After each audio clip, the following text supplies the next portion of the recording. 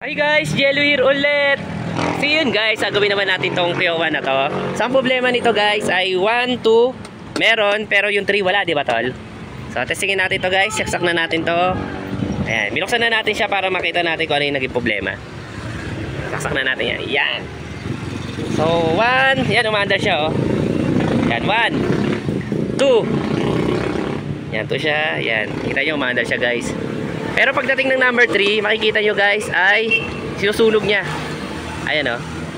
Sinusunog niya, di ba? So, ang problema nito guys ay motor na. So, kailangan palitan na natin ang motor to bago masunog yung motor kagad.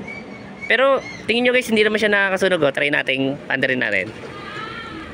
Yun o. Sunog siya. Pag yan, namatay na yung kuryente tol. Pag yan, di ba namatay na yan.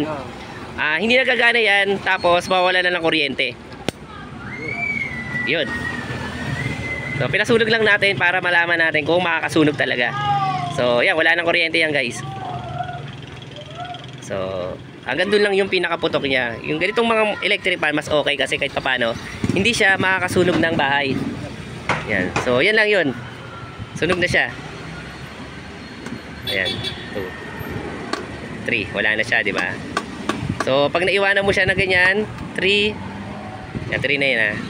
So, yan na. Umaandar na lang siya na mahina. Tapos sumusunog na yan doon. So, hindi naman siya nakakasunog ng bahay. Huwag nyo lang siya lalagyan ng kortina. Pag kasi nagkaroon ng kortina at umusok at umapoy, so, talagang makakasunog siya.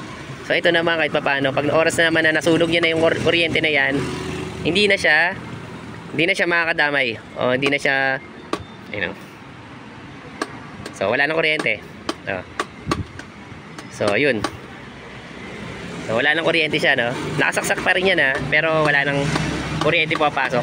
Kasi nasunog niya na yung pinaka wire. Pero yung fuse nito, alam ko buo pa to. Kasi hindi niya napaputok, eh.